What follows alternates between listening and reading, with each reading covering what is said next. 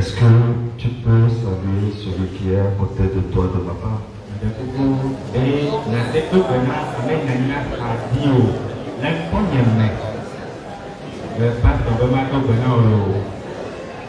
J'ai dit de ma part. Pourquoi vous trichez toujours?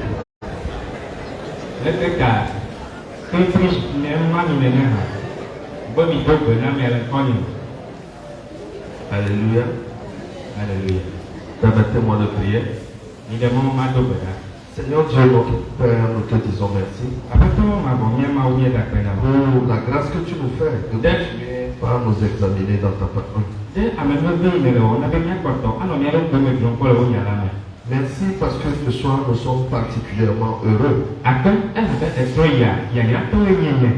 de ce que tu nous as donné encore des petits frères et des cousins au Gabon au travers du grand séminaire qui a eu lieu le samedi passé.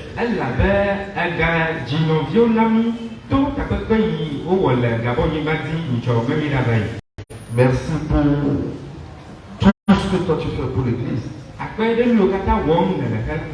Et merci aussi pour ma personne et pour celle de mon interprète ce soir. Merci de ce que tu nous as donné la grâce de dispenser droitement ta parole. Merci aussi pour l'assistance et pour la compréhension que tu lui donnes. Merci parce qu'à la fin, c'est ta volonté qui est faite pour ta gloire. Au nom suffisant de Jésus, nous avons prié. Amen. Amen. Alléluia. Alléluia. Encore une fois, soyez les bienvenus ce soir. Nous avions commencé un enseignement hier de cela, 3 QG, enfin aujourd'hui c'est le 3e. Et l'enseignement portait sur l'économe infidèle. Luc 18. Notre premier test de base.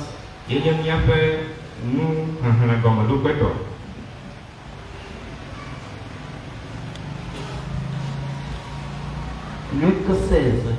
Luc 16, plutôt ça. Jésus dit aussi à ses disciples, un homme riche avait un économe qui lui fut dénoncé comme dissipant ses biens.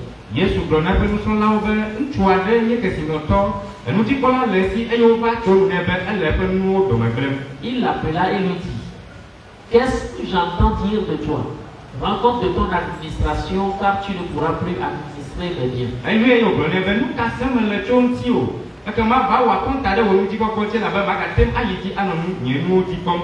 L'économe dit en lui-même, que ferai-je puisque mon maître pose l'administration de mes biens? Travailler à la terre, je ne le puis.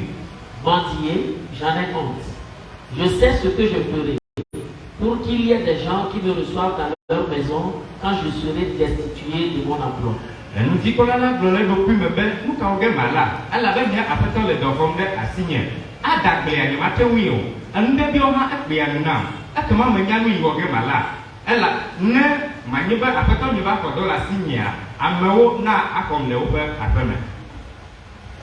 Et faisant venir chacun des débiteurs de son maître, il dit au premier, combien dois-tu à mon maître?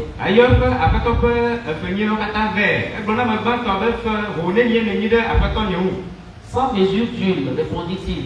Et il lui dit, prends ton billet, assieds-toi vite et écris 50.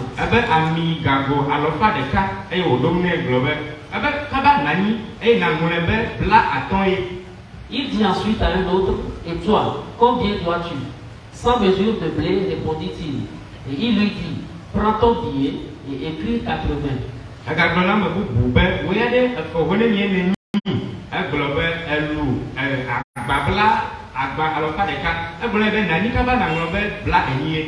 Le maître loua l'économe infidèle de ce qu'il avait agi prudemment, car les enfants de ce siècle sont plus prudents à l'égard de leurs semblables que ne le sont les enfants de lumière.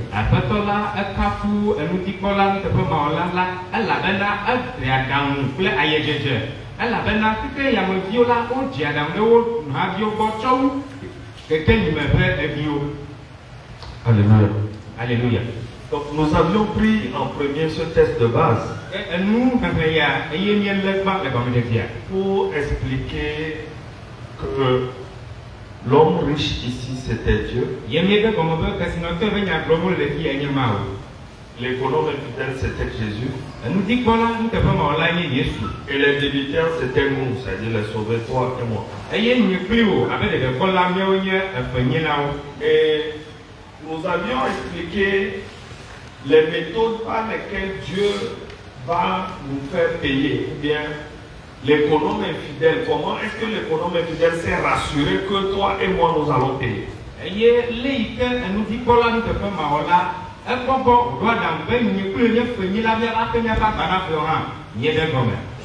nous avions expliqué que la première partie, ou bien la première façon de payer nos dettes, c'était les libertés dans l'église.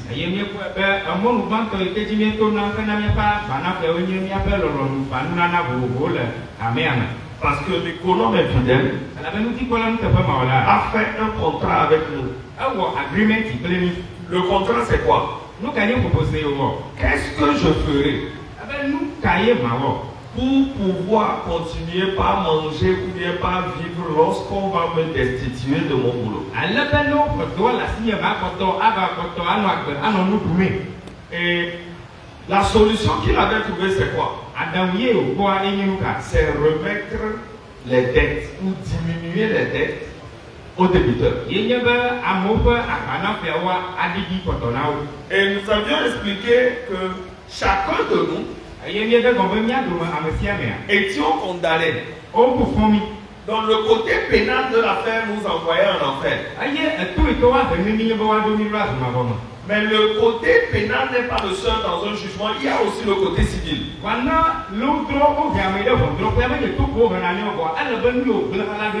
Et le côté civil nous imposait de payer au fait quelque chose à Dieu. Donc, qu'est-ce que Jésus va faire? Il règle le côté pénal avec Dieu. Et il nous annonce que nous n'irons plus en enfer. Tu ne vas plus en prison. Tu es débiteur, mais tu ne vas plus en enfer.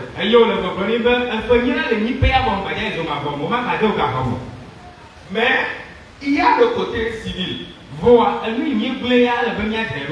Et Jésus nous dit, pour ce côté civil-là, je diminue ta dette de. Il n'a pas annulé, mais il a diminué. Et il nous a rassemblés tous dans l'église pour éviter qu'il n'aille nous chercher pour nous demander de payer. Donc il nous rassemble tous dans un seul lieu pour s'assurer que nous allons payer. Donc ça lui permet que si tu ne payes pas, il peut t'appeler pour te demander pourquoi tu ne payes pas. Ça fait longtemps que tu n'as plus payé. Alléluia. Alléluia. Donc la première manière de gérer cela avec Dieu, c'était non-libéralité. Donc nous avons les dîmes, les besoins pressants, les offrandes et les dons volontaires. Donc toutes ces libéralités-là sont des moyens que Dieu a mis dans l'église pour nous permettre d'éponger nos dettes.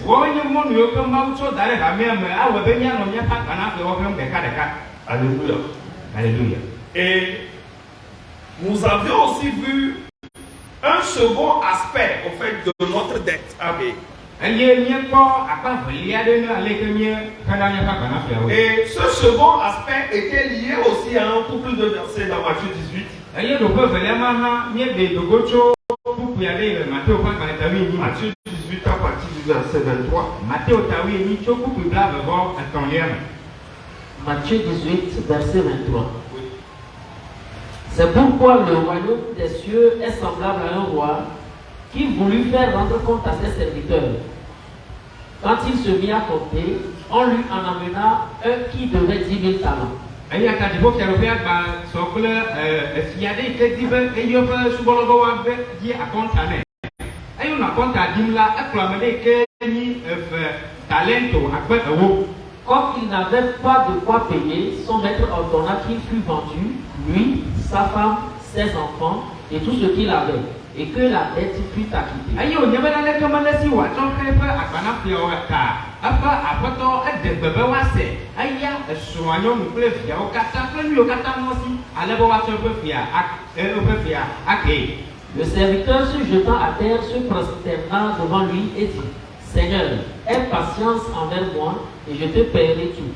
Aye subola ide prodi no adifa no ye o globe apatonye made kuku nam eyi huade ko aye ma ke fia kata na o. Et vu de compassion, le maître de ce serviteur le laissa aller et lui remit la dette. Aye apatola fa do me trota adasi ko subola ya aye o jobe fia ke.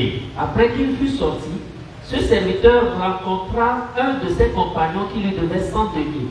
Il le saisit et l'étranglait en disant: Paie ce que tu me dois. Aye o dogo bola subola se na dogo e fa gado la de kai ke ni fe denario alofa de kalewu elle komene e o mia bene globe ka fe nya o katana.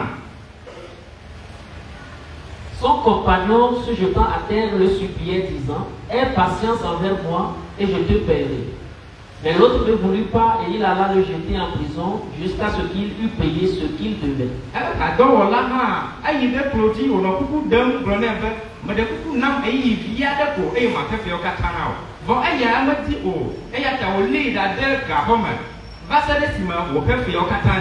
Ses compagnons, ayant vu ce qui était arrivé, furent profondément attristés et ils allèrent raconter à leur maître tout ce qui s'était passé.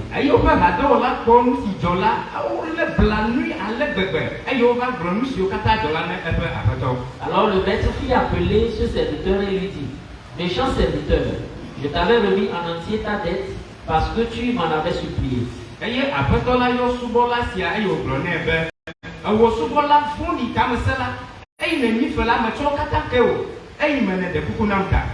Ne devais-tu pas aussi avoir pitié de ton compagnon comme j'ai eu pitié de toi?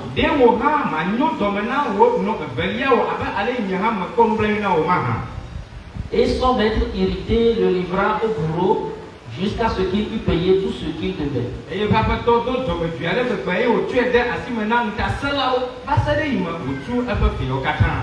C'est ainsi que mon Père Céleste vous traitera si chacun de vous ne pardonne à son frère de tout son cœur.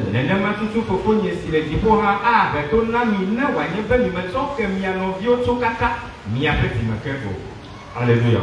Alléluia. Donc ce deuxième paragraphe nous parle aussi du paiement de nos dettes. Donc dans ce contexte, nous voyons quelqu'un qui doit à son patron. Et son patron lui demande de payer. Il demande pardon. Et la Bible dit qu'il s'est même prosterné, demandant qu'on lui remette sa dette. Et une fois que sa dette va être remise, et qu'il est dehors, il rencontre un de ses compagnons qui lui devait aussi. Mais au lieu de lui remettre à lui sa dette comme on le lui a remis à lui, la Bible dit qu'il s'est jeté sur son ami et l'étranglait, lui demandant de lui payer. C'est-à-dire, tu vas me payer. Donc malgré que son compagnon lui a demandé pardon pour qu'il lui remette la dette, ou bien qu'il lui laisse le temps de payer, il a refusé. Alléluia. Alléluia. Et les autres ayant vu ça, ils vont retourner vers leur maître. Et ils vont lui dire: voilà ce que notre ami a fait. Donc le maître va le rappeler. Et le maître va lui dire: Qu'est-ce que tu as fait? Nous caillons mal le verre. Moi, je t'ai remis ta dette. Ni à me chauffer à faire une miaque.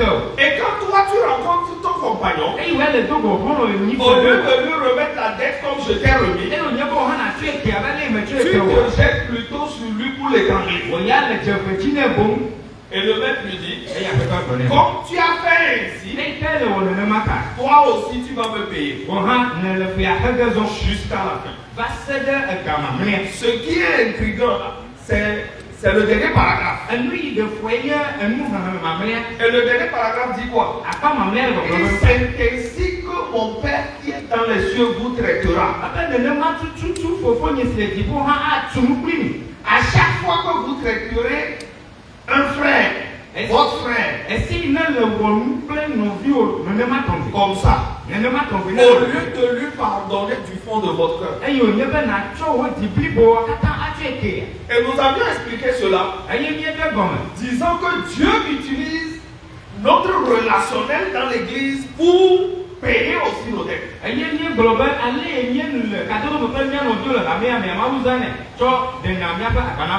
La manière dont tu réagis dans l'église, les relations que tu as avec les frères et les soeurs, comment tu gères ces relations-là, ça entre aussi en compte dans le paiement de tes dettes. Et la linéarité au fait dans le paragraphe, c'est quoi? L'explication basique. C'est que si tu pardonnes à ton frère du fond de ton cœur, tu as payé une partie de tes dettes. Mais si ton frère te fait quelque chose et que tu n'es pas capable de trouver la force dans ton cœur pour lui pardonner, Dieu demande qu'on ressorte ton dossier. Parce que tu dois plus que ce frère. Et je disais la dernière fois qu'un endetté ne fait pas de bruit dans la maison.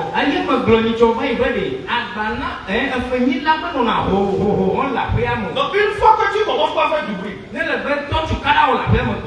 demande qui fait du bruit là. Qui fait du bruit dans ma maison? Et quand on donne ton nom, on ajoute l'endetté.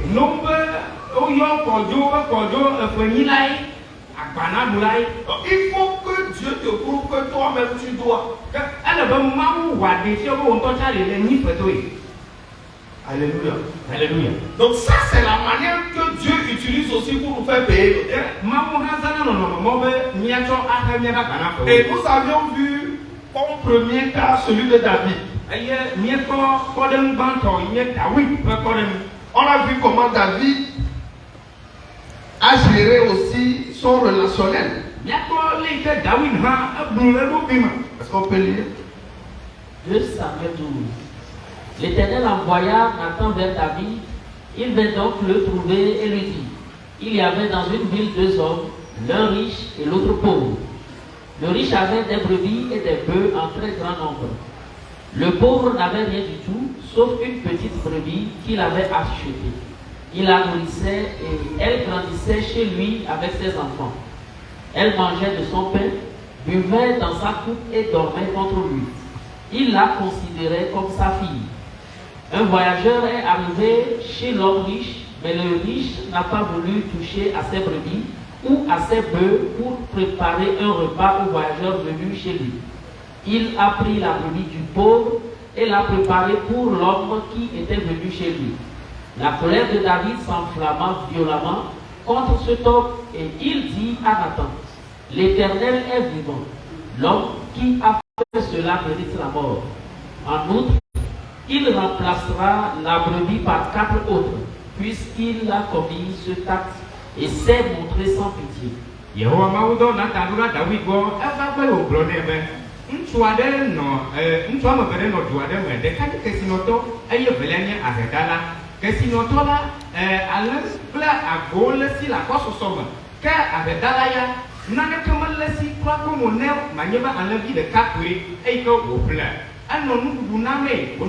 titim le eƒe aƒe me, eɖuna nu le eƒe agba me, enua nu le eƒe kplu me, eye wòdo alɔ kple aba ɖeka dzi, ebui abe evia nyɔnu ene. Amedzro va dze kesinɔtɔ la gbe ɖeka, evɔ kesinɔtɔ la medi be yeakasi eƒe alẽwo dometɔ ɖeke ŋuti atsɔ ƒo amedzro la, eye wòyi ɖalé heɖala la ƒe alẽvi la, ewui eye wòtsɔ xɔ amedzro dze egbɔ. Eye David ƒe dɔmedzoe fla ɖe enyama ŋuti eye wògblɔ be meta Yehowa Mawu ƒe agbe, ŋutsu si ke wɔ nu sia la edze na eku. Ekema atsɔ alẽvi ame ene ɖo alẽvi ɖeka teƒe elabena ewɔ nu sia nublanui makɔmakɔe. Alléluia. Alléluia. Donc, nous avions vu le cas de David. Kami kpɔ David ƒe kpɔɖeŋua. Et ce qui est frappant ici, Enu yi ke dze gã le fi ya miakpɔ. c'est l'attitude de David quand on lui raconte cette histoire. Yenye leke David nɔ wɔwɔm ke wonɔ eʋea tum nɛ. Parce que c'est une histoire pour lui. Elabena ke wole nya gblɔm ya nɔ se abe ŋuti nya yi ke dzɔ le afi ɖe ko. Et nous avions expliqué que dans la maison de Dieu, Eye míede gɔme be le Mawu ƒe aƒe mea, Dieu règle ses affaires dans les histoires. Mawu ya ŋuti nya ɖe ko matsɔ da ɖe ŋkume koa, edza kpam kple woe ma. Pour te faire payer, Be wò hã nàxa bana fɔ wa. il commence toujours comme une histoire. Eɖoko dza tse gɔme koa be ŋuti nya ɖe le dzɔdzɔm. Parce que si Dieu vient vers toi, Elabena Mawu ƒe aƒe et si Dieu envoie un frère vers toi, alo ne Mawu do nɔvia ɖe va et que gbɔ. le frère vient te dire, mon frère, Eye ne nɔvia kpɔ be nɔvinye. en fait, Dieu veut te punir. Mawu enu yi ke le wɔ Mawu le to tɔ Donc, be. écoute bien et fais le bon choix. Kama ɖo to nyui ɖe eye na ame tutu nyui tɔ. Tu as vu cette soeur-là? Le kple nɔvi nyɔnu ma. Voilà ce qu'elle a fait. Enu ya ɔba wɔ ya. Tu vas dire, oh Seigneur, Agblɔ be Yehowa, on va prier pour elle. o miado gbe ɖe ta miayi klo dzi. Ou bien, Menyenye ma o la dza yɛ. tu vas devenir ça. Le dza yɛ. Donc, Ede ɖe bɔbɔ me. pour t'éprouver réellement, Be ne wòakpɔkpɔ kpɔ nyateƒe ya. Dieu amène le problème comme si c'était une histoire qu'on te raconte. Mawu la tsɔ ƒo yia enu yi dzɔa ko abe nudzɔdzɔ ɖe ene ko ŋuti nya. Donc toi, tu ne comprends pas qu'au fait, Dieu est en train de t'éprouver. Au fait, tu veux voir quel est le jugement que tu vas porter sur ton frère. Eye ne ŋuti nya le didima wɔ be dza nya be Mawu ɖe ewɔ dzi me wòle be nakpɔ be leke le dza gblɔ tso nɔvia ŋuti o. Or, ce qui se passe, c'est quoi? Vɔ nu yi dzɔna ye nye be Le jugement dont tu juges ton frère, ʋɔnu yi ke le dza drɔ̃ nɔvi woa. c'est le même jugement qui te sera appliqué. Ʋɔnudɔdrɔ̃ ma tutu ke ye woadrɔ̃ le wɔ hã. On a raconté une histoire à David Wova to ŋuti nya ɖe ne David. et David a pris la décision de juger. Eye David ya eva dze aglã be ye le ʋɔnudrɔ̃ƒe la. David dit que sa colère s'est enflammée. Bibla be eƒe dɔmezenu fla. Pourquoi? Nu kaka. Parce qu'un homme a tué un mouton. Wobe ame ɖe wu alẽvi ko. Lui, il a tué Uri. Eya wu amegbetɔ koti. Un homme. Amegbetɔ. Et il a pris la femme d'Uri. Eye wòbe xɔ ŋutsu ma be srɔ̃nyɔnu ɖe. Mais il trouve que ça, c'est pas grave. Va kpɔ be ne ame ɖe fo. Mais on dit un homme a tué un mouton. Wobe Une brebis. alẽvi ɖeka koe ame ɖe wu lo. David dit qu'il mérite la mort. Va wɔ daɖi be ame ma dze ne ku. Alléluia. Alléluia. Il faut que tu regardes les jugements que tu portes sur les actes des frères. Ele be wò ŋutɔ nakpɔ le ke le drɔ̃ na nyanɔviwo ne wɔ nu ɖe. Parce qu'il se peut que tu fasses pire que ça. Elabe ate be be wò ya tɔ la dze ʋɔ wu nɔvia tɔ. Si tu te calmes devant une histoire Ke ne ŋuti nya ɖe dzɔ eye le gbɔn fũu. et que tu compares plutôt avec ta propre vie, Eye wò hã le tso ŋuti nya sɔ kple wò ŋutɔ agbe ke le nɔnɔ. je suis sûr que tu peux conclure que tu es pire que la personne de qui on parle. Ame ka ɖe di be le abonya ka gblɔ be tɔnye dze ʋɔ wu ame ya tɔ lo. Agble le dzi me ke. Mais le caractère humain que nous avons Vɔ amegbetɔ ƒe dzɔdzɔme le mía si ɖe. fait que nous trouvons toujours que nous sommes meilleurs. Eye wòle be mi kpɔna kokoko be mi nyo ame kɔtɔe. Et David va demander la mort pour ce monsieur. Eye David be ame ya edze ne ku. Avant que Nathan ne lui explique que ce homme c'est toi. Hafi Natan ava ɖe gblɔ nɛ be David ewoe nye ŋutsu ma be nya gblɔm wole. Est-ce que parce que c'est lui, Dieu va annuler le jugement? Eya David ta Mawu la va trɔ ŋudɔdrɔ yi to xoxo va yi vɔa. Est-ce qu'on peut lire? Miahlẽ. David a dit à Nathan, j'ai péché contre l'Éternel. Nathan lui répondit, l'Éternel pardonne ton péché. David gblɔ na Natan be awɔ mewɔ nu vɔ̃ le Yehowa Mawu ŋuti. Natan ɖo eŋu nɛ be Mawu etsɔ nu vɔ̃ wò ke o. Mele kuku bia kpɔ. Tu ne mourras pas. Cependant, parce que tu as fait blasphémer les ennemis de l'Éternel en commettant cet acte, le Fils qui t'est né mourra. Avant, elle n'a pas Yehowa m'a fait foutre du fond là, elle n'a pas nous y a là, on va voir là, il n'a pas dit wa, elle a dit Alléluia. Alléluia. Donc c'est pas parce que David a reconnu qu'il a péché que le jugement ne viendra pas. Nous me dit que David va te dissimuler, Baba Yehowa nous vont tailler, on doit vraiment pas y avoir Dieu. Et Nathan a été clair dans le message. Il dit tu ne mourras pas. Nathan pas n'a pas fort, pas body, mais le tout blanc fort. Le péché que tu as commis, nous vont y le voir. En jugeant mal ton frère, Et que le droit ne t'amène pas en enfer. Mais seulement Dieu va prendre soin que tous les articles que tu as prononcés contre ton frère puissent être répercutés contre toi-même. Alléluia. Alléluia. Donc, un seul jugement peut porter préjudice à toute ta famille. Pas seulement à toi. Parce que dans cette histoire-là, David même n'a pas été touché. Sa vie lui est restée. Mais dans son entourage, il y a eu beaucoup de choses qui se passent. Et il est important pour nous de ne pas juger. Et la Bible dit ne jugez point. Ne jugez point. Parce que la mesure que tu vas utiliser pour juger, c'est la même mesure que Dieu va utiliser pour toi aussi. Nous avions aussi parlé de Mardoché.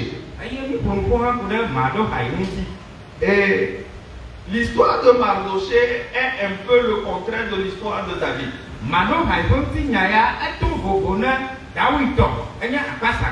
Parce que Mardoché, ainsi que tout le peuple juif, était sous domination perse. Et comme nous tous nous le savons, aucun esclave n'aime son maître. Mais seulement Mardoché va avoir l'opportunité d'écouter un complot contre le roi Azéruth.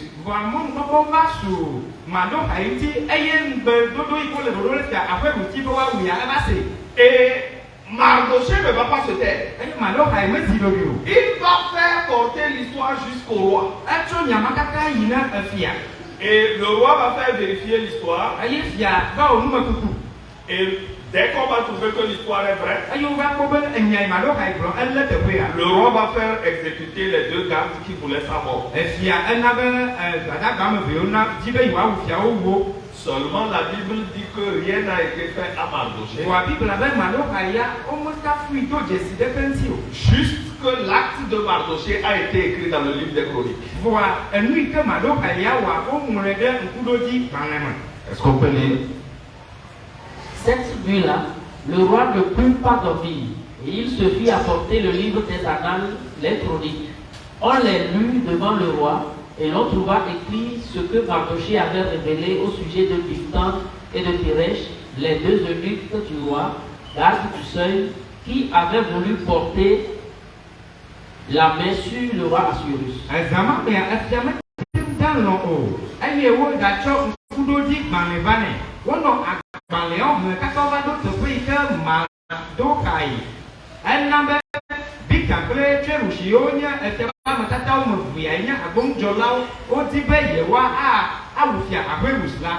Le roi dit, quelle marque de distinction et d'honneur Mardoché a-t-il reçu pour cela?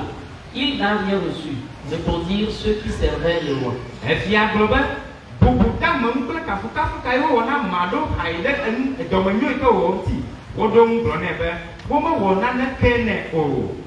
Alléluia. Donc, Mardoché n'avait rien reçu. Et cette nuit-là, le roi va se rappeler de Mardoché. Et quand il va demander qu'est-ce qu'on a fait à Mardoché, Et qu'on va lui répondre rien, il va poser la question à Aman. Qu'est-ce qu'on fait à un homme que le roi veut honorer?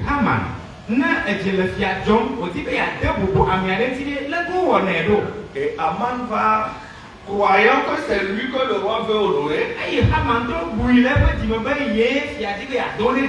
il va dire au roi qu'il faut son habit, son cheval, sa couronne, un de ses chefs, un de ses plus grands chefs.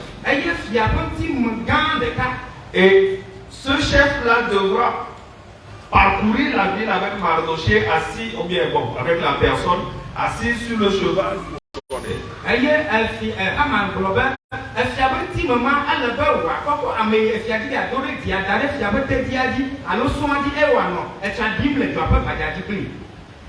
Et le roi va lui dire, fais comme ça avec Mardochée.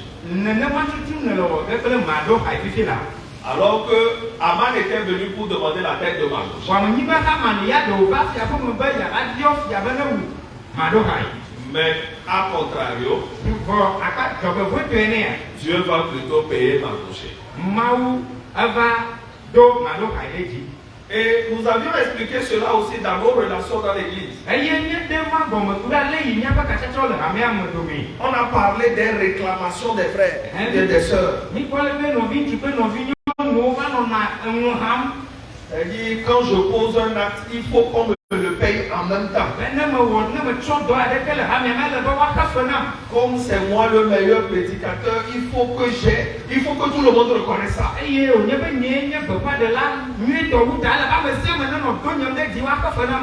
C'est moi qui sacrifie mon temps pour balayer l'assemblée, donc il faut qu'on me reconnaisse ça.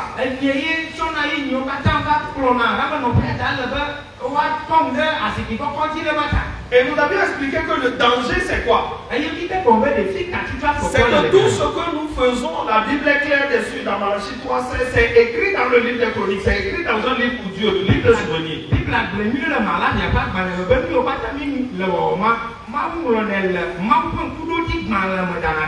Le jour du malheur, Dieu va demander qu'on ouvre ce livre pour voir si tu as une bonne action que tu as faite qui n'a pas encore été rémunérée.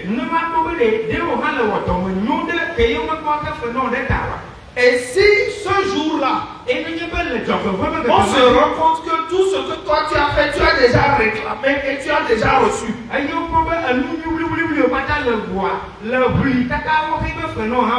Ça sera un jour de mauvais malheur pour toi. Donc, ne nous mettons pas dans les réclamations. Quand je fais une bonne action, que ça soit fait réellement de bon cœur et que je dise que ça, c'est pour Dieu que je l'ai fait. Pour que le jour du malheur, Dieu puisse enlever ça de mon compte pour me sauver. Mais si Dieu va chercher et qu'il se rend compte que tout ce que toi tu as fait c'est déjà payé, alors ce qui doit t'arriver va t'arriver. Dieu s'est rappelé de Mardochée. Et il va demander qu'on sorte le dossier de Mardochée. Et quand on sort le dossier de Mardochée, il se rend compte qu'il y a une bonne action qui est là, qui n'a pas été payée. S'il avait réclamé, on lui aurait donné de l'or, de l'argent. Mais en ce jour-là, Aman aurait pu avoir raison de lui. Et nous avons continué l'histoire jusqu'à voir la fin. Traversant comment est-ce que la reine Esther s'y est prise.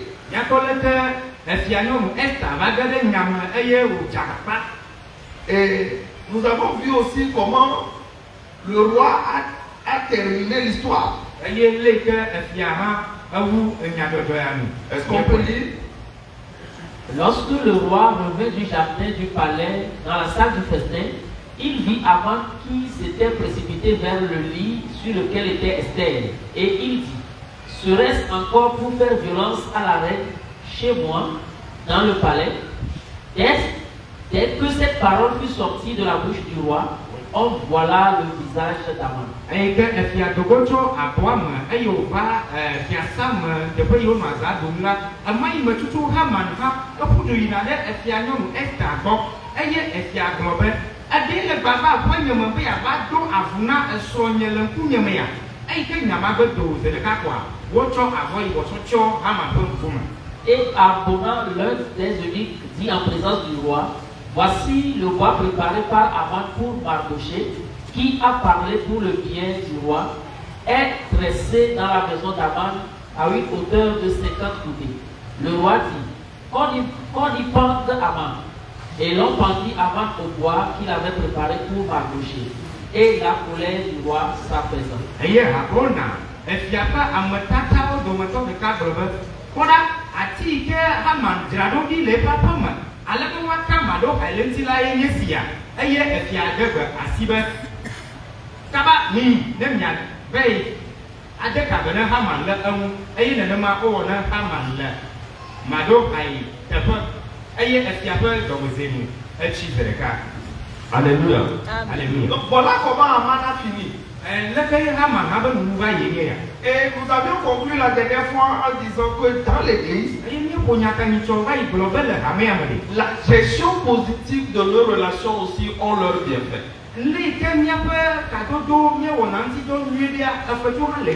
La Bible dit de se pardonner du plus profond de notre cœur. Pas un genre de pardon que quand tu vois le frère, tu te rappelles quand même de ce qu'il t'a fait, mais tu dis je lui ai pardonné. Non.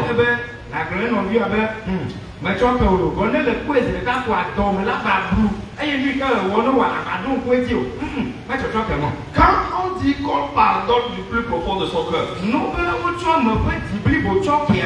c'est que quand tu vois le frère, tu ne peux même pas te rappeler que ce frère-là m'a une fois fait quelque chose. Or, le danger c'est quoi? Dans Matthieu 18, le paragraphe dit quoi? Il dit c'est ainsi que mon Père qui est dans les cieux vous traitera. Si vous ne pardonniez pas du plus profond de votre cœur à vos frères. Donc la Bible ne parle pas de pardonner. Mais la Bible parle de pardonner au plus profond, du plus profond de ton cœur. Ou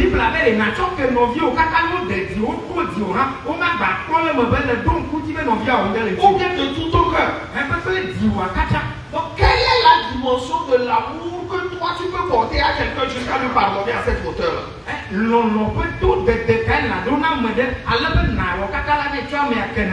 Parce que tant que tu ne peux pas arriver à cette hauteur,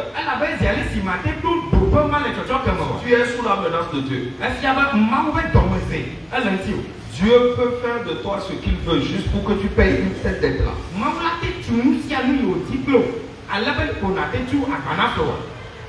Le troisième moyen par lequel Dieu passe aussi, ou bien un troisième exemple dans la Bible,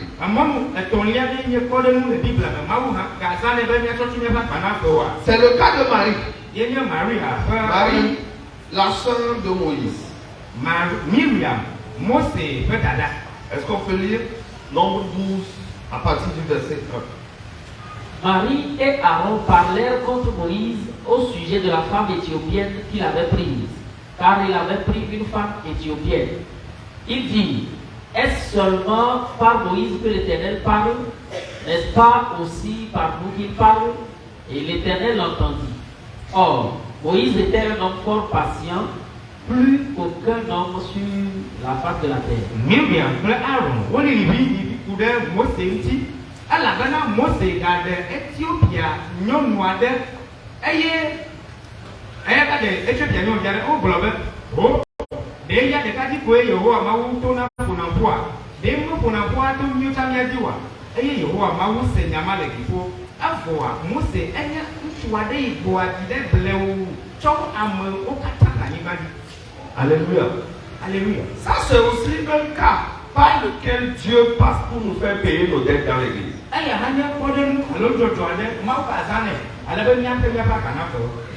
Ce qui se passe ici, c'est quoi? Il s'agit de Marie ou bien de Myriam, la sœur de Moïse. Alléluia. Alléluia. Et on parle de Marie et de Aaron. Les deux sont frères et sœurs de Moïse. Mais qu'est-ce qui se passe ici? La Bible dit que les deux ont parlé contre Moïse au sujet de la femme éthiopienne qu'il avait prise.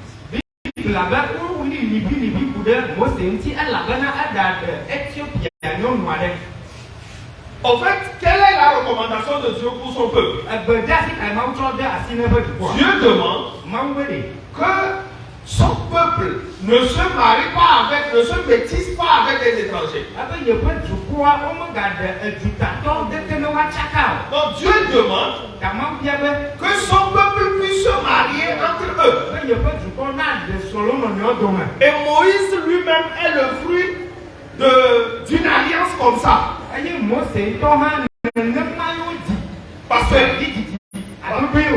Parce que la Bible dit qu'un homme de la maison de Lévi prit pour femme une des filles de Lévi.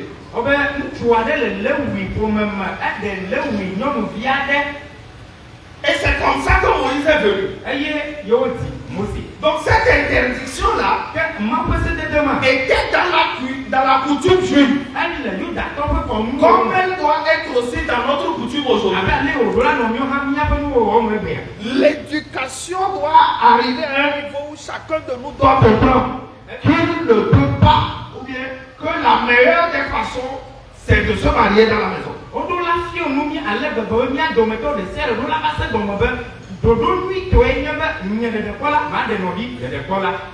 Mais seulement ici, Moïse qui était le leader à l'époque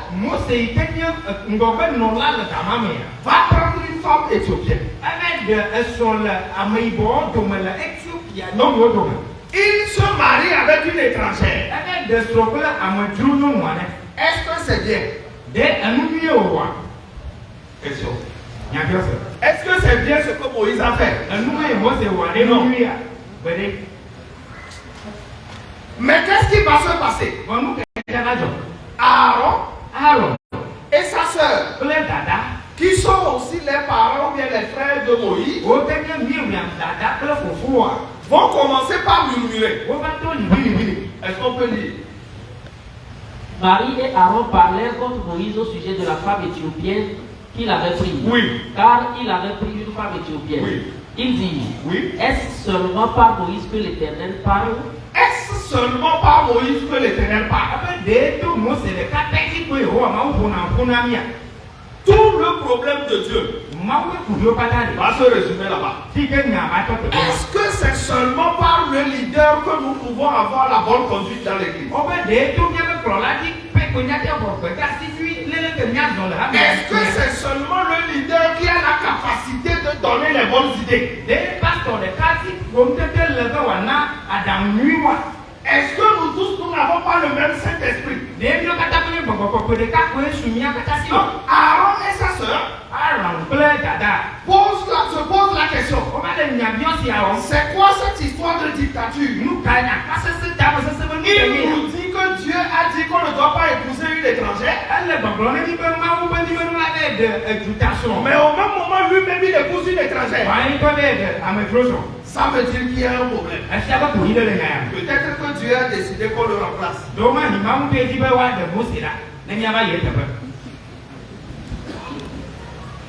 Alléluia. Alléluia. On n'a pas à rire de ça. Parce que c'est des choses sur lesquelles Dieu est intransigeant. Est-ce pas Moïse seul que Dieu parle? Est-ce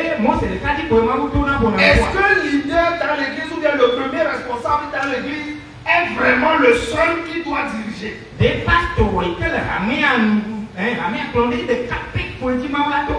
qu'il ne peut pas faire d'erreur?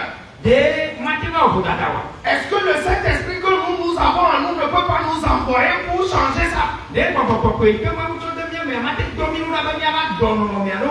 Et ils ont sorti ça. Est-ce à Moïse seul que l'Éternel parle? N'est-ce pas aussi par nous qu'il parle? Est-ce que nous n'avons pas le Saint-Esprit? C'est comme on dit le cordon, c'est qui? Ou bien le pasteur, c'est qui? Nous sommes tous frères. C'est pas le même salut. Pourquoi est-ce que lui il fait ça, on ne dit rien? Pourquoi est-ce que celui-ci a le droit de ça? Pourquoi est-ce que nous on ne peut pas avoir la même chose? Pourquoi?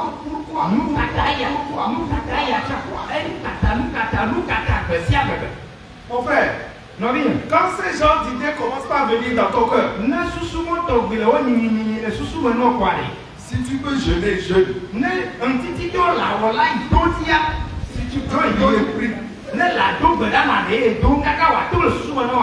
Parce que Dieu a décidé que tu vas payer une dette. Dieu t'a pris dans son filet. Tu vas payer. Est-ce pas Moïse seul que Dieu parle? Le problème c'est quoi? C'est vrai, c'est le même Saint-Esprit. Mais Dieu de tous les âges a toujours travaillé avec une seule personne. Jamais avec deux. Dieu choisit toujours une personne. Et il choisit des gens pour l'entourer et l'accompagner. Il ne choisit pas des gens pour le critiquer ou bien pour créer des problèmes avec lui.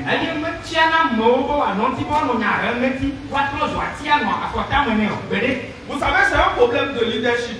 Ou bien c'est un truc qui est dans le leadership. Et dans le leadership, c'est comment? Si je nomme le pasteur Kémé, je le nomme par exemple, je le nomme à un poste. Et que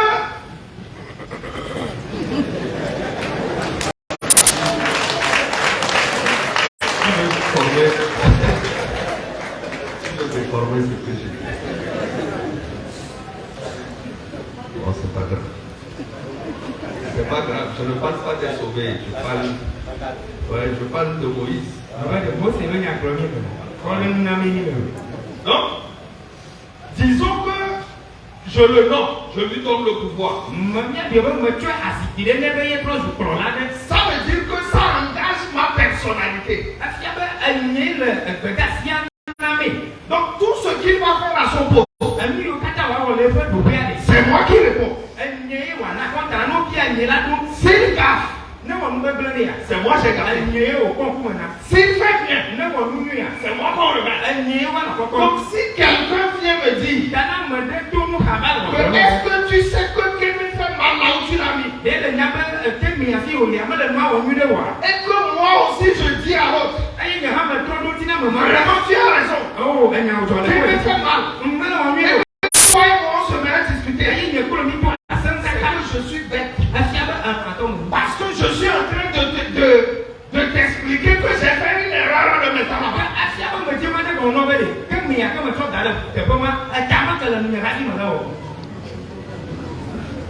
C'est ce qu'il faut comprendre avec Dieu. Quand Dieu choisit son leader, quels que soient les murmures du peuple, ce qu'on est en train de faire, c'est expliquer à Dieu que apparemment quand tu voulais choisir le leader là, tu n'as pas bien réfléchi.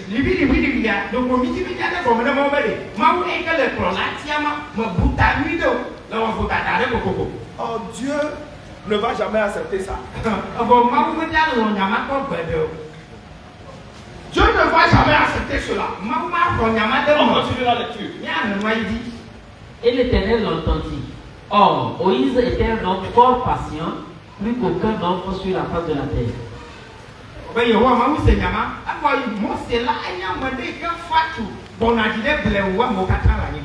Ça, c'est Dieu qui qualifie Moïse. La Bible n'a pas dit que quand on a parlé, Moïse a entendu. Qui a entendu? Qui? C'est Dieu qui a entendu. Moïse, on n'en parle pas.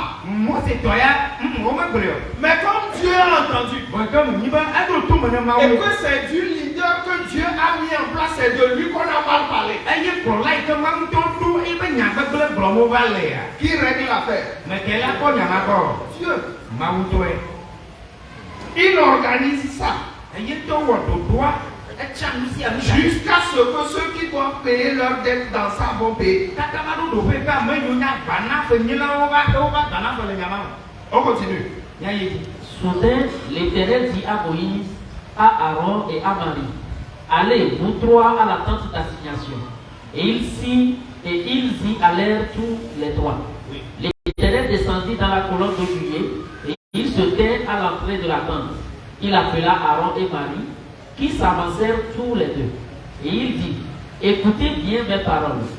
Lorsqu'il y aura parmi vous un prophète, c'est dans une vision que moi, l'Éternel, je me révélerai à lui. C'est dans un songe que je lui parlerai.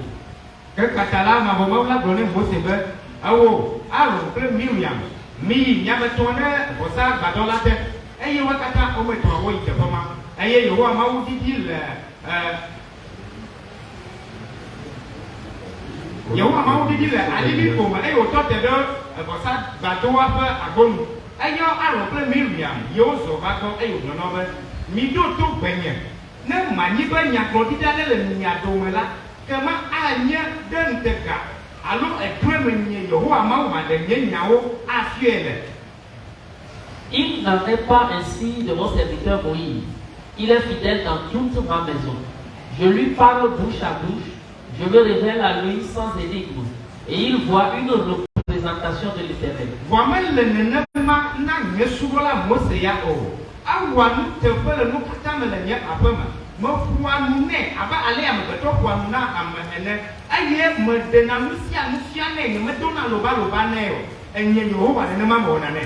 Pourquoi donc n'avez-vous pas craint de parler contre mon serviteur, contre Moïse?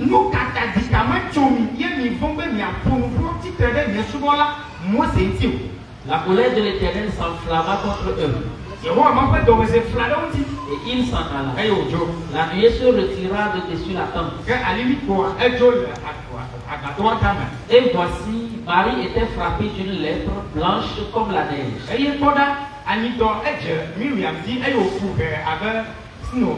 Aaron se tourna vers Marie et voici, elle avait la lèpre. Alléluia. Alléluia. Elle est en train de payer sa dette. La manière dont Dieu gère son église, c'est pour amener tout le monde à payer sa dette. Et chacun passe juste par des épreuves. Mais du jugement que tu auras jugé ton frère,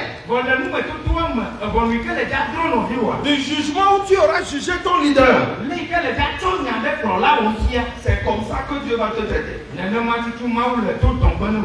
Regardez tout ce qui s'est passé. On a le même Saint-Esprit, oui. Mais Dieu ne nous gère pas de la même façon. Dieu ne nous gère pas de la même façon. Le leader, Dieu lui donne la capacité de voir avant vous. Et quand toi tu réfléchis, le jour où tu découvres que 3 plus 3 font 6, lui il est déjà à 20 plus 20.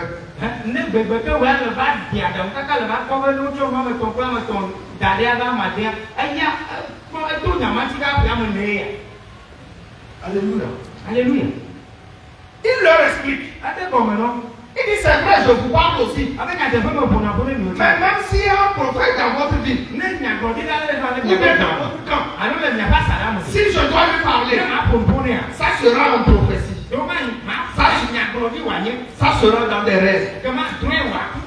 Mais Moïse, Moïse c'est pas comme ça. Je lui parle vis-à-vis. Et c'est comme ça que Dieu gère avec les leaders. Ce n'est pas des révélations. Dieu les utilise. Dieu les utilise pour construire ou bien pour bâtir son église. Regardez ce que Dieu donne comme conclusion sur lui. Il est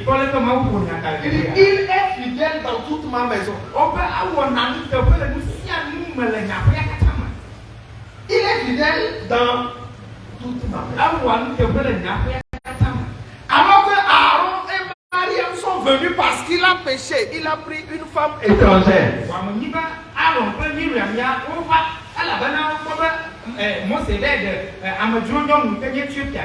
Mais malgré ça, Dieu dit que Moïse est fidèle, il n'a pas péché. C'est comme ça que Dieu gère. Parce que si Dieu dit que Moïse a péché, ça veut dire que Dieu est menteur. Moïse est fidèle. Dieu est le seul être qui peut faire le bien dans le mal et dire que c'est très bien. Pour faire le mal dans le bien et dire que c'est très bien. Aucun homme n'aura un jugement qui va être à la hauteur ou bien au standard de Dieu. Donc, faisons attention.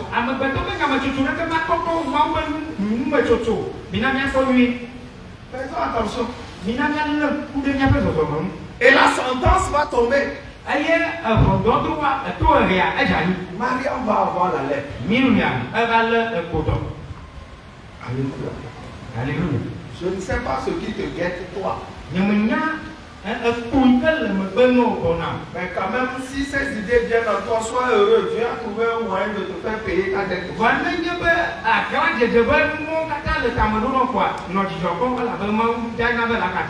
Donc toi aussi tu payes. L'essentiel c'est que ça soit payé. Le moyen va faire mal aux hommes. Mais l'essentiel c'est que ça soit payé. Et si vous suivez le reste, les versets qui suivent, vous allez voir que c'est encore Moïse qui a demandé pardon pour sa soeur.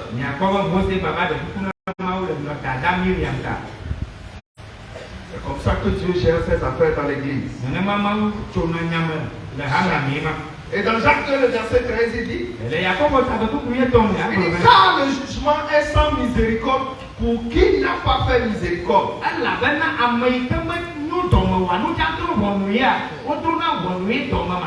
Miséricorde triomphe du jugement. Donc faisons attention de comment nous parlons de nos frères, de nos soeurs ou bien de nos leaders.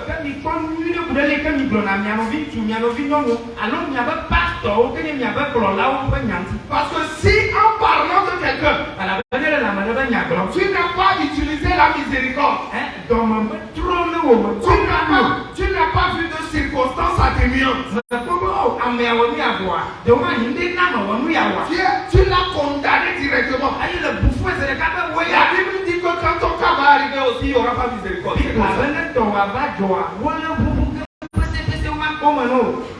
C'est comme ça. Est-ce qu'on peut lire Romains 13, versets 7 et 8? Rendez à tous ce qui leur est dû. L'impôt à qui vous devez l'impôt, le tribut à qui vous devez le tribut, la crainte à qui vous devez la crainte, l'honneur à qui vous devez l'honneur. Ne devez rien à personne, si ce n'est de vous aimer les uns les autres, car celui qui aime les autres a accompli la loi.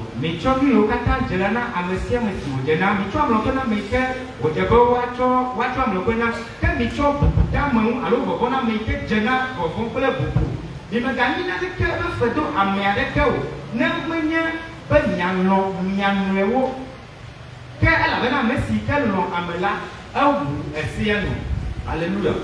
Alléluia. Donc, ce que dit la Bible ici, c'est quoi? C'est que tout ce que ton frère doit te devoir, c'est l'amour. Alléluia. Alléluia. Et ce que nous nous devons, ce que je te dois, et que tu me dois, c'est l'amour. Alléluia. Est-ce que tu peux regarder celui qui est à côté de toi, dis-lui, tu me dois l'amour. Alléluia. Alléluia. Non, je n'ai pas dit plusieurs amours, tu me dois l'amour.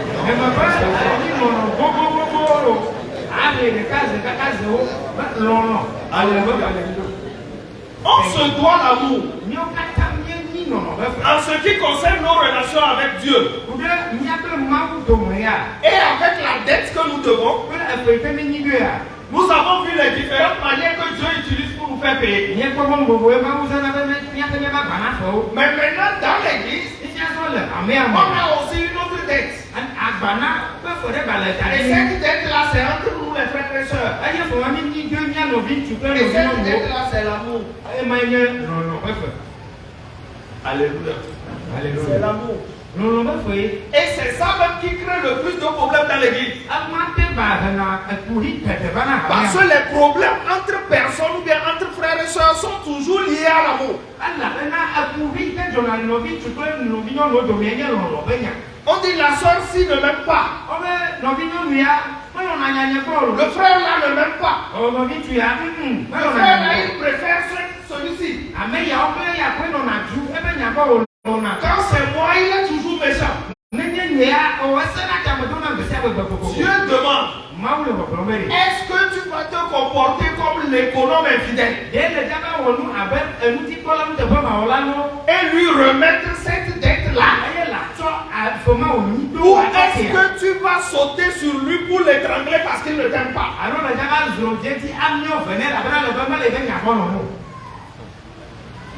Il te doit l'amour. Mais il ne te paye pas. Est-ce que tu vas sauter sur lui pour l'étrangler? Ou est-ce que tu vas suivre l'exemple de Jésus pour dire ça ne fait rien, moi je l'aime quand même?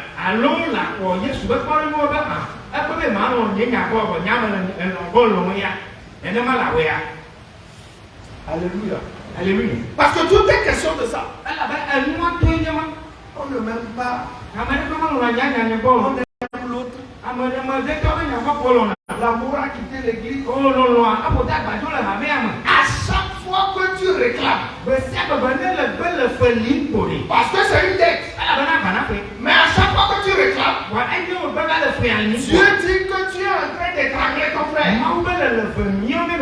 Lui, il t'a pardonné. Mais toi, tu ne veux pas pardonner. Or, il dit que si tu ne le fais pas, il fait quoi? Il dit qu'il va te rappeler que toi-même tu dois. Il va te rappeler que toi-même tu dois.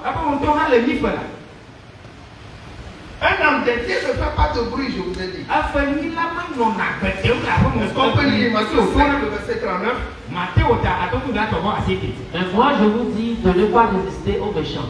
Si quelqu'un te frappe sur la joue droite, présente-lui aussi l'autre.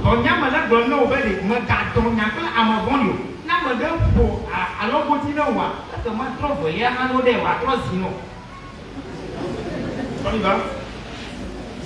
Si quelqu'un veut plaider contre toi et prendre ta tunique, laisse-lui encore ton manteau.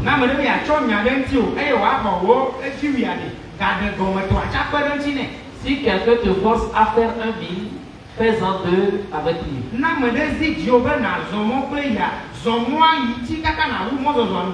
Donne à celui qui te demande et ne te détourne pas de celui qui veut emprunter de toi.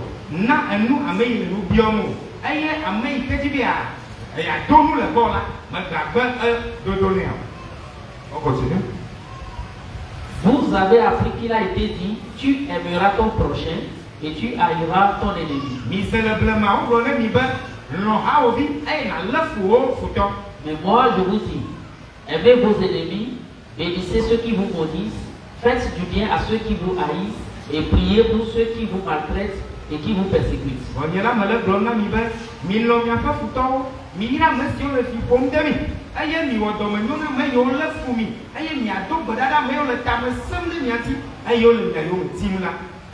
Alléluia. Tout ce passage-là qu'on a lu montre comment Dieu veut qu'on soit dans l'église. Et même en dehors de l'église. Le problème c'est quoi? Ton frère est endetté envers toi, il te doit l'amour.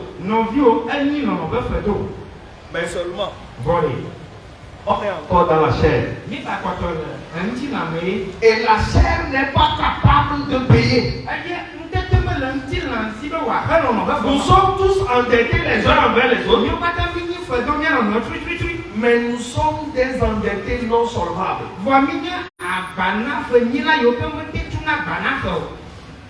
Donc ça amène des problèmes. Mais Dieu dit quoi? Il dit imite Jésus. Sois comme un économe infidèle. Toi aussi pardonne. Si tu pardonnes, l'effet que ça donne c'est quoi? C'est que si on te gifle sur la joue droite, alors tu peux tendre la joue gauche. Parce que tu as compris que si le frère là me frappe sur la joue droite, c'est que Dieu a écrit quelque part que tel jour on doit te gifler sur la joue droite.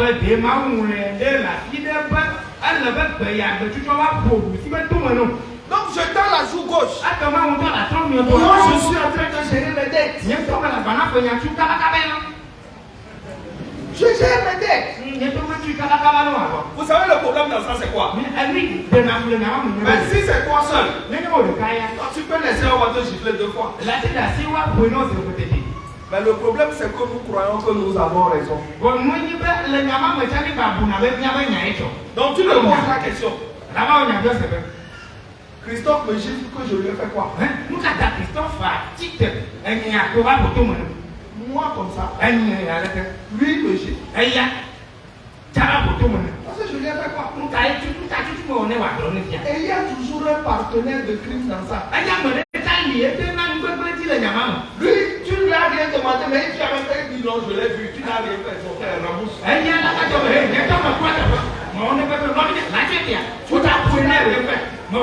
Ils sont juste en train de te tricher, Ramous. Il y avait quoi à bas les partenaires de crime? Partenaire de crime dans ça. C'est lui, il va tout faire pour te convaincre que mon frère, tu as fait quoi? Tu n'as rien fait.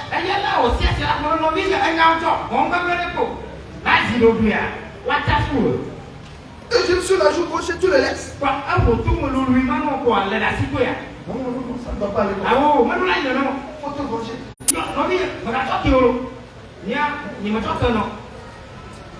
Ça veut dire que tu n'as rien compris. Regardez David. Est-ce qu'on peut lire? Alors Abishai, fils de Tsérouja, dit au roi: pourquoi ce chien mort maudit-il le roi, mon seigneur? Laisse-moi, je te prie, aller lui couper la tête.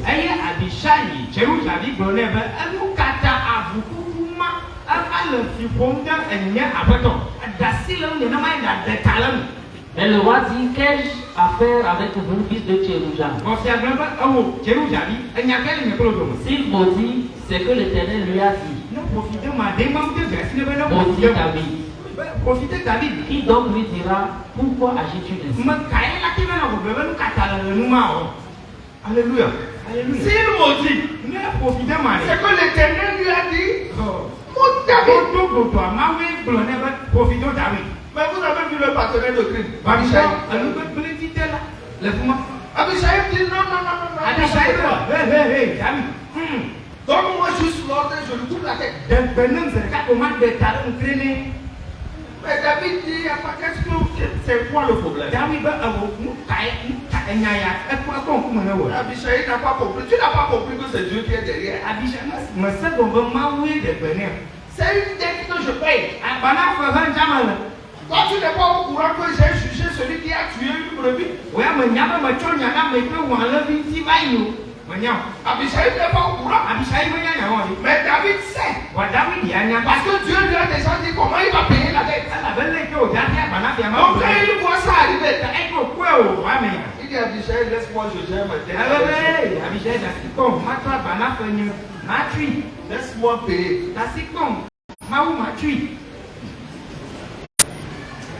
Si toi tu veux écouter les gars, tu fais un prêt, ceux qui t'aident à manger, maintenant on t'attrape, ils sont pris là.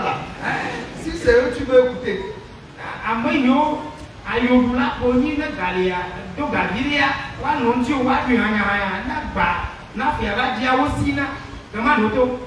On lit. Colossiens 3, le verset 13. Supportez-vous les uns les autres, et si l'un a sujet de se plaindre de l'autre, pardonnez-vous réciproquement. De même que Christ vous a pardonné, pardonnez-vous aussi.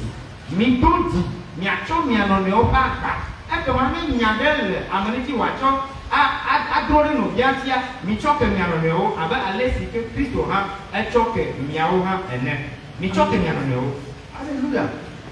Pardonnez-vous. Dès que tu as une plainte qui te vient dans la tête, tu n'as même pas besoin de parler. Tu n'as même pas besoin d'aller dire à un frère, est-ce que tu sais ce que la soeur m'a fait? Non, tu n'as pas besoin de ça. Dieu dit à chaque fois qu'il y a une situation, rappelle-toi que tu es un endetté. Toi aussi tu dois. Le frère qui te fait ça, tu lui dois aussi l'amour.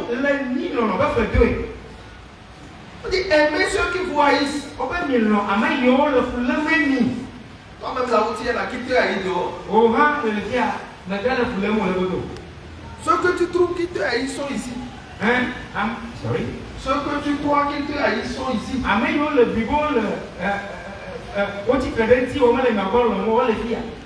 Mais le problème c'est que la Bible te dit de les aimer. Et non d'aller les dénoncer. Pardonnez-vous réciproquement. Pardonnez, tu seras libre.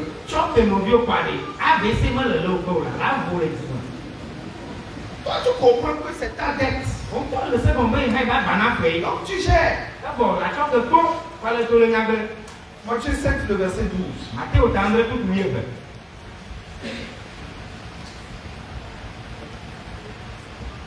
Matthieu 7, verset 12. Oui. Tout ce que vous voulez que les hommes fassent pour vous, Tout ce que vous voulez que les hommes fassent pour vous, faites-le de même pour eux. faites-le de même pour eux. Car c'est la loi et les prophètes. C'est la loi et les prophètes. Ça veut dire quoi? C'est ça le salut. C'est ça le salut. Tout ce que tu veux que quelqu'un fasse pour toi, fais-le pour lui aussi. Tu te plains que les frères ne viennent pas te visiter. Toi aussi, va visiter les frères.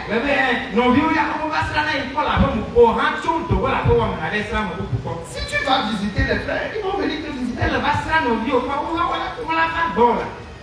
Si j'ai été malade, ils ne sont pas venus. Combien étaient malades quand tu es allé?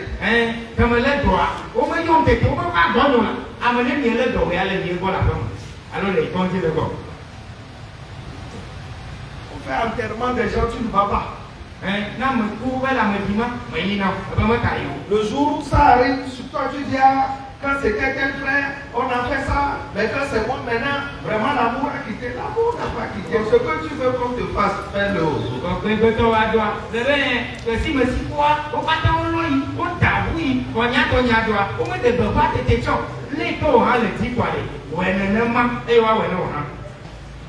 Ce que tu veux qu'on te fasse, fais-le aux autres. C'est ça le salut. On est un corps. Comment est-ce que la main ne peut pas pardonner à l'œil? Donc vous allez lever l'œil.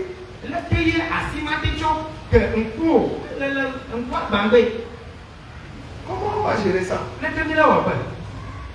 Si on ne se pardonne pas, comment est-ce que ça va se gérer?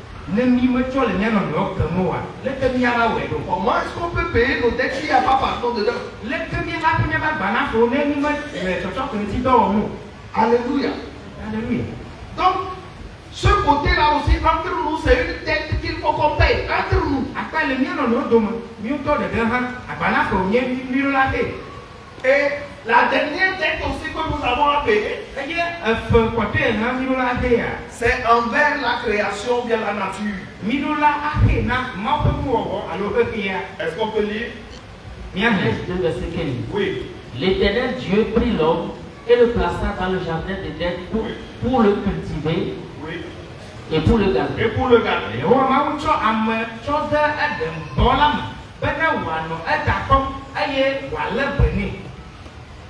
Alléluia.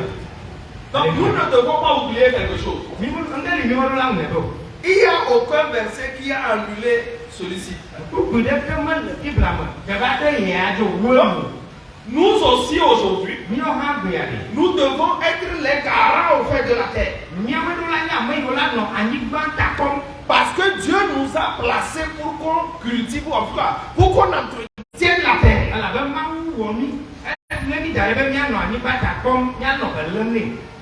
Mais nous voilà endettés aussi contre la terre. Endettés contre la nature. Tu sors dans ton quartier. Tu vois que le quartier est sale. Tu enjambes ça. Et tu dis que tu vas casser les béquilles. Tu as oublié que c'est toi qu'on a demandé de cultiver de la terre. Ça c'est une dette, on va payer ça. On va payer tout ça. Même ici, Le fille entretient. Toi-même, regarde comment tu traites les lieux de culte.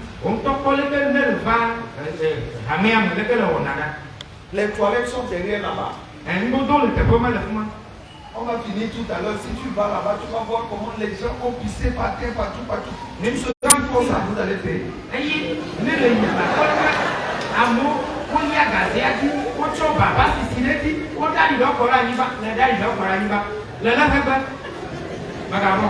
Ah, mais tout ça. Nous sommes les garants. Nous sommes les garants de la bienséance envers la nature.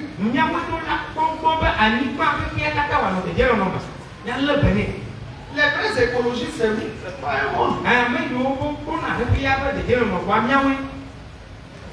Mais on s'en fout. Nous-mêmes, on fait pire que ça. Tu manges, tu jettes les plastiques.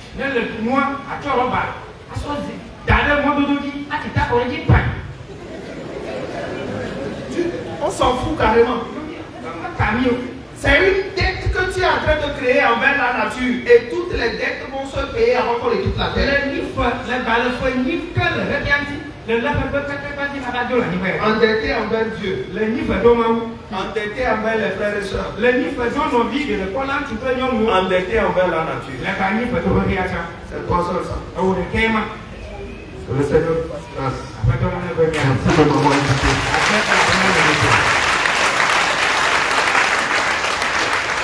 Seigneur Dieu, nous te disons encore une fois merci. Merci pour ta parole. Et merci pour sa compréhension. Merci pour les programmes de séminaire de cette semaine. Merci parce que tu sauves, car c'est ce que tu sais faire. Au nom suffisant de Jésus, nous avons prié.